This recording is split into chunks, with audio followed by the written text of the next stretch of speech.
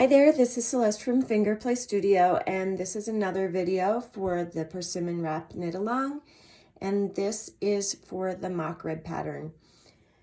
So I have worked up what the mock rib is looking like. The stitch marker was just in the beginning before you can really see the pattern. I hooked on a stitch marker onto the right side. Now that is mostly because I'm working on a swatch too, and on your full wrap, you'd be able to easily see what your right side and wrong side are.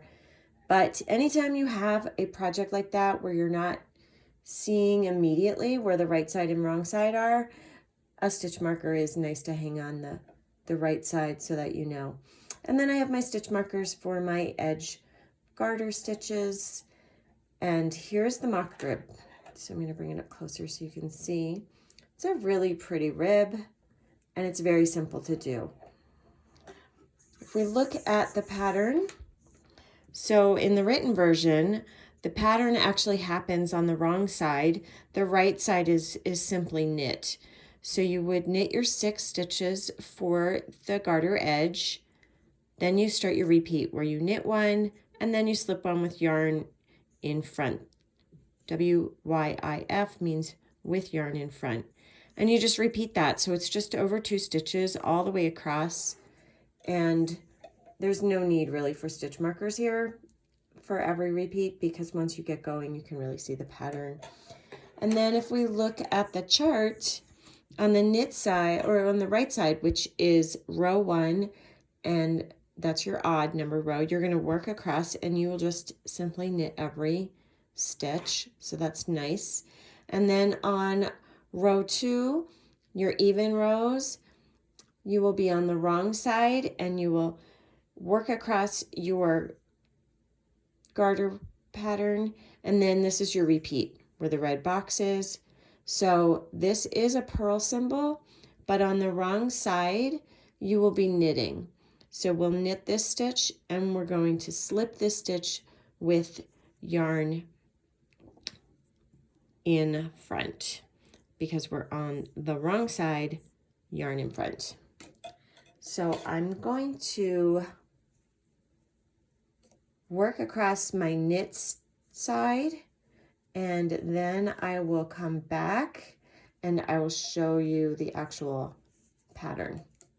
Okay, so I've worked the first row, which was all knits, and now I'm on the back side. I've already done my edge stitches, but let's just double check that pattern here, and we're going to knit 1, slip 1 purlwise with yarn in front. And as we look at the chart, here's the repeat again. This is a purl stitch symbol, but because we're on the wrong side, we're going to knit it. So we knit 1, and then this tells us on the wrong side, we will slip 1 purlwise with yarn in front. So my first stitch is a knit. And then I bring the yarn forward. I slip that stitch just like I'm going to purl it, but I'm not working it.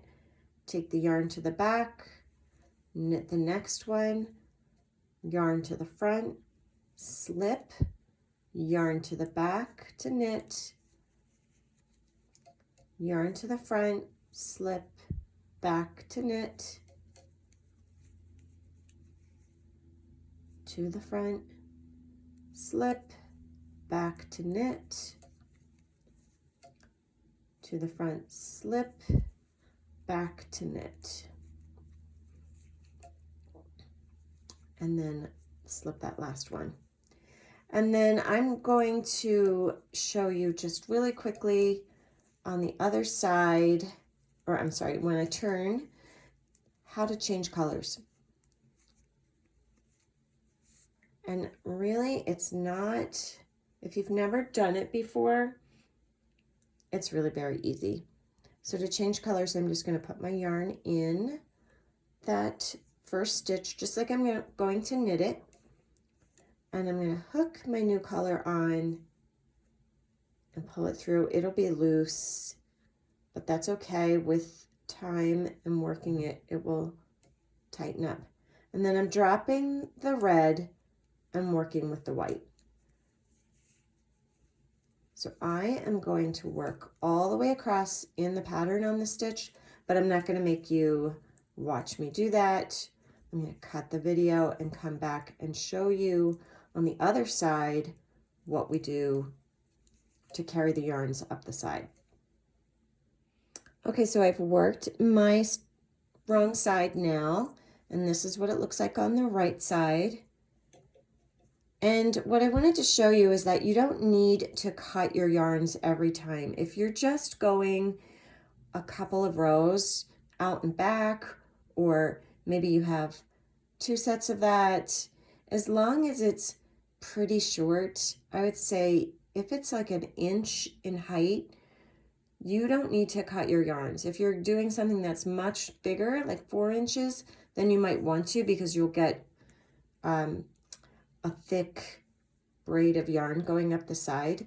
But all you need to do when you're starting your new color, all you need to do is just pull this one up, and there's your white hanging there, and start knitting with your new color.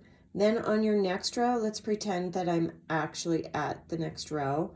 I finished with the red and I want to use the white. When you bring the white up, they're just going to naturally twist. So don't try to straighten them out. Don't cut them. You'll be fine. And it won't be so bulky if you're only going a few rows.